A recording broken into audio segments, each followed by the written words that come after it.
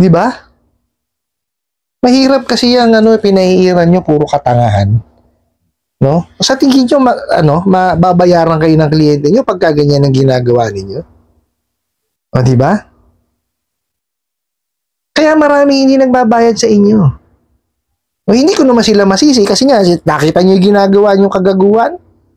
O, ini-stress yun ang ini-stress. Alapay due date. O, nakita mo, sinagot ka, magbabayad bukas, which is tama. May nagtanong sa akin, "Good day po, Boss Ray. Tanong ko lang po, tama po bang pilitin kang singilin ng OLA kahit hindi pa due date?" Good morning, paalala lang po ulit, until 11 a.m., please repay your recent loan as we are demanding all due tomorrow to settle their loan until today only. Prior to that, we will compensate all the inconvenience it will serve you. Kindly cooperate. We will be waiting your payment ASAP. Hi. We just want follow-up on your repayment as cut-off time is approaching. Please do repayment ASAP and we will disburse your reloan if you wish to. Please respond so we don't assume that you are not ignoring us. That may result to contacting your declared references. Thank you. Do not ignore this time. 6 p.m. cut-off is almost done. Hence, you are not bothered about your loan obligation to us. Kindly repay in another 30 minutes. I'm telling you, you will not want what will be our next step. We will search you on Facebook and make sure to contact with your co-maker. Pasensyahan na tayo. Ayaw nyo sumagot. Kahit text, wala kayong sagot. Ano gusto nyo? Makita mukha nyo, nakakalat? Babayaran naman po kayo Naniningil kayo, di pa nga due date. Asan na nga bayad mo? Kanina pa wala ka pa rin bayad. Ano oras? Bukas pa po due date ko. Kaya bukas po ako magbabayad. Alright. Napakagandang katanungan po nitong pinadagalan niyo po sa akin. No? Pero bago ho natin siya sagutin, imbitahan ko muna sana kayo na pakisuportahan po sana yung aking mga social media accounts sa YouTube, Facebook, and TikTok. Alright. Napakaliwanag po. Ignorante sa paniningil ang mga bugok na abusadong online lending apps na to. Nakita nyo? Wala pa yung due date nyo, bukas pa. Ano sinasabi ng bugok? Nakanamput. Ako, nabubisit ako sa mga ganito Sabi niya, paalala lang. Until 11 a.m. daw po yung ibinibigay sa inyo na magbayad. Kasi daw, yung mga recent loan na dinidemand nila magbayad yung mga due date bukas. Sino ka para mag-demand? Diba?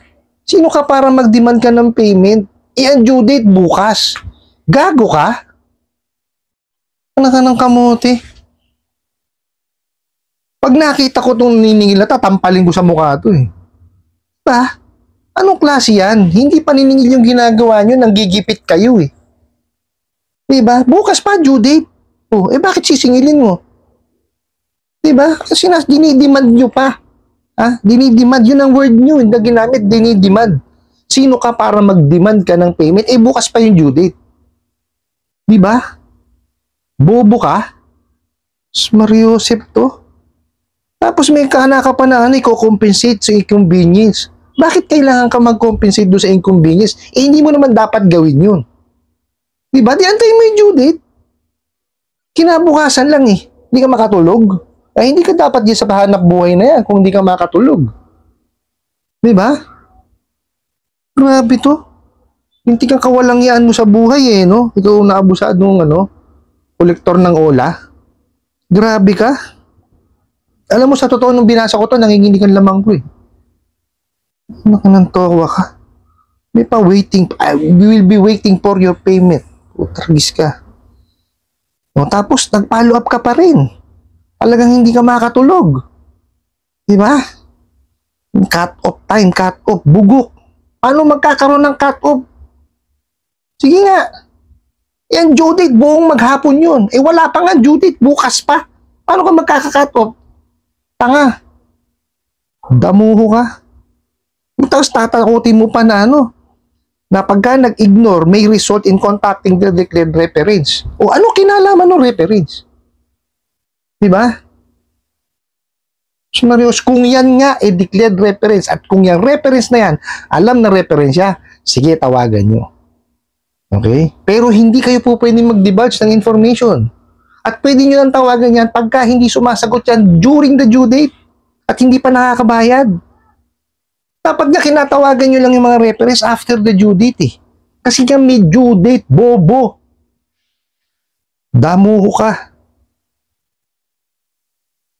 Ano pa inilagay nyo yung due date? Sige nga. Kung di nyo susundin. Ano bukuti meron ka? Tapos nakananteteng. Oo, di ba? Ito yan ha, explain ko sa inyo. Mga bugok na online lending apps, mga abusado kayo. Ang reference tinatawagan yan pagka kayo magki-credit investigate. Para makapagtanong. Isang beses yun. Pangalawang beses, pagka hindi sumasagot sa mga tawag nyo at hindi nakabayad sa due date, that's the only time kayo tatawag dun sa reference. Para lang magbilin. Oh, hindi para singilin yung reference. Puro kayo bobo. Mariosep. Tapos, ito, napakarami yung meron pa kayong hints. You are not bothered about your loan obligation? Bothered? Sige nga. Pa-bothered pa kayo. Mag-English na lang kayo. Mali pa eh. Diba? Barok na barok kayo mag-English eh. Puro kayo bobo eh. Raulo kayo. Oh, kindly. Meron ka pang kindly repay in 30 minutes. I'm telling you, wow, talaga naman. Personalize ang message. Mariosep, hahanapin daw kayo sa Facebook. Tapos make sure na na makapagbayad, ha? Di kaya or i-connect sa co-maker. Bobo, walang co-maker. Sa utang na 1,000 pesos, 2,000 pesos, magko-co-maker ka pa?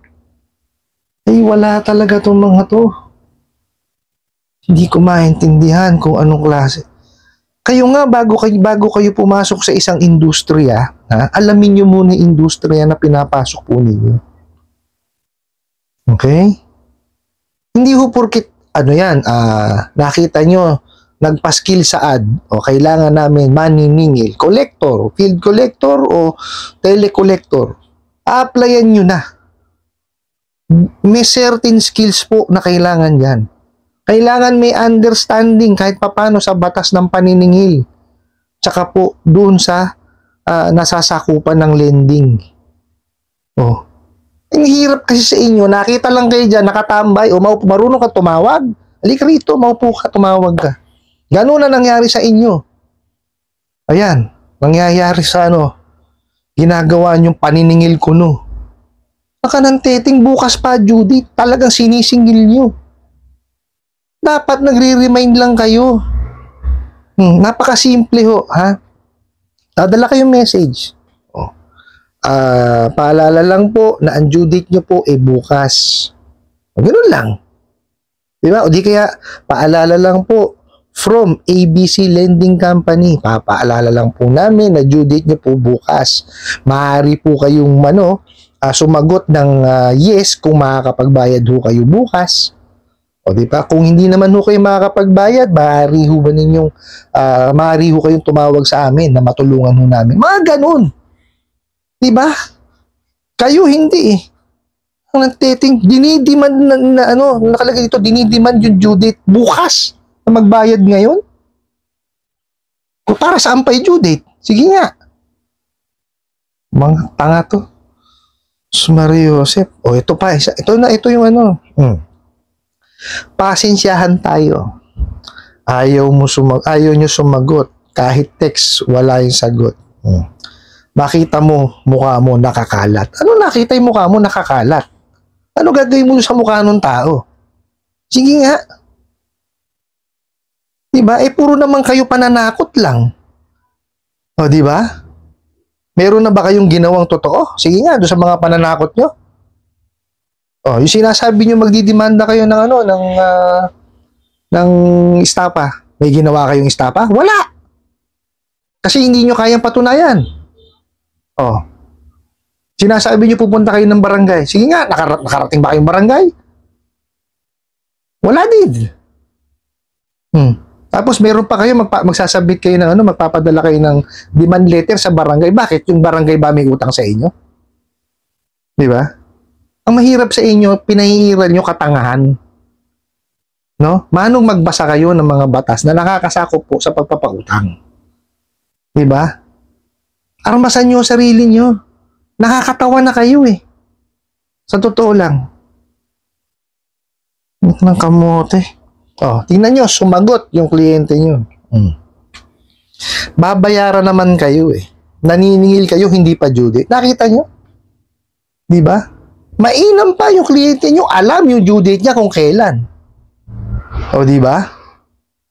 O, tapos sumagot ka pa. Asa na nga bayad mo? Kanina pa wala pa rin. Ano oras? Ba't kailangan mo antayin at masabihan na anong oras magbabayad? Eh, bukas pa due date. Di ba? Wala kang sentido kumun eh. Anak ka ng kamote ka, nakakanginig ka ng laman. Oh, tapos sinagot ka ulit ng kliyente. Napakaganda ho na sagot ng kliyente rito. Bukas pa po due date ko, kaya bukas po ako magbabayad. Maliwanag ang sinabi. Di ba? Mahirap kasi yung pinahihiran nyo, puro katangahan. No? Sa tingin nyo, mababayaran kayo ng kliyente nyo pagka ganyan ang ginagawa ninyo. O, di ba? Kaya marami hindi nagbabayad sa inyo. O, hindi ko naman sila masisi kasi nga, nakita nyo yung ginagawa nyo kagaguhan. O, ini-stress yun ang ini-stress. Alapay due date. O, nakita mo, sinagot ka, magbabayad bukas. Which is tama. Magbabayad siya bukas. Kasi bukas ang due date niya eh. Di ba? Ba't kailangan mong pilitin na magbayad ngayon? O, so sasabihin mo, i-compensate. Ano i-compensate mo? Pare-reloanin mo? Isakit na naman ang ulo yan? Sira ulo ka? Wala kang puwang, no? Itong mga abusadong online lending apps na to, yung mga ahente dyan, wala kayong puwang sa ganitong klase ng industriya.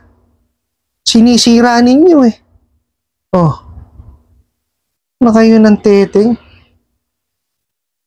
Lintik yung kabubuhan nyo. Nagkalat, nagbuhos, no? Nagbuhos po ng katangahan, sinambot nyo lahat. Instead na payong ang gamitin nyo, palanggana ang ginamit ninyo. Puro kayo bobo. Ng teteng. Doon po sa nagpadala po ng katanungan na yan, ay sinabi nyo naman po babayaran nyo, bayaran nyo na lang. Wag na ho kayo mag-renew dyan. Wag na kayo mag-reloan sa mga bugok na yan. No, di ba? Ngayon, kasi may mga abusadong online lending apps, auto-reloan. Oh. Pag in-auto-reloan, natanggap nyo kagad, balik nyo ulit. O, email nyo sila. Ayan, kamo, binalik ko sa inyo. Wala ho kayong obligasyon doon. Kasi hindi nyo naman nire-reloan eh. O, yung mga yan, bugok talaga yan, puro abusado. May i-reloan kayo, automatic. O, saan ka nakakita ng ganon? Sige nga. Sa inyo lang. Yung iba nga sinasabihan nyo may utang, wala naman talaga. O, diba? Pagka mga ganon, sasabihin may utang kayo, wala naman talaga, wag ho kayong ma-stress. Wag niyong ipag-iisipin kasi wala naman ho kayo talagang utang eh. Yung burden of proving na kayo may utang nasa kanila. Kung wala naman talaga at malinis ang konsensya ninyo, ba't ho kayo magpapaka-stress? Di po ba? Malinis ho ang konsensya ninyo. Alam ho ng Diyos yan. Nakakita ho lahat yan. Oh. Di ba? Kung maintindihan dito sa mga to kung ano-ano pumapasok sa isipan eh. Diba? Kasi mahirap sa inyo mga abusadong online lending apps, no? Hindi nyo naalaman totoo. Sa dami ng kasinungalingan pinagsasabi ninyo. No? Diba? Yung kliyente may utang. Babaragin mo. Pag hindi mo mabarag, yung mga nasa contact details, ang iaharas mo. Hindi mo makuha ngayon, hindi mo na ngayon ma-differentiate kung yung Nasa contact list yung sinisingil mo o yung kliyente mo? Di ba? Oh, kaya kayo ganyan, sasabihin nyo, may utang. Wala namang utang. Ninakaw nyo lang sa contact list. O, akala nyo, kliyente ninyo, bobo. Mariusip, wala kayong sistema eh. Diba? Nakakaano kayo, nakakanginig kayo ng laman. No? Tuloy nyo kami. Gano'ng kahabang training ang inabot namin.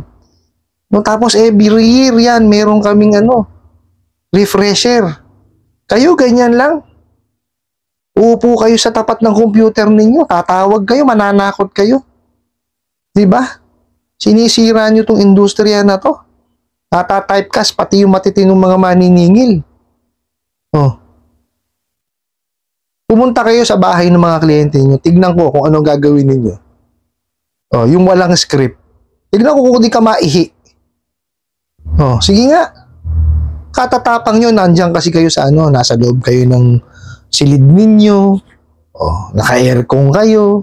Nasa tapat lang ng computer ninyo. Masarap ang buhay nyo. Tapos mambabarag pa kayo ng kliyente. Hindi nyo ba naisip yun? Samantalang yung talagang mga maniningil na nagpupunta ng bahay, naiinitan. Oh. Ibinubuwis yung sariling buhay makapaningil lang. Oh. Hindi nyo ba alam, nakamotor kami. Ang isang paa namin nasa hukay na. O tas pupuntahan pa namin sa sarili nilang teritoryo. Hindi namin alam kung anong yan. Oh. Diba? Samantalang ngayon nagpapakasarap kayo dyan sa loob ng kwarto ninyo.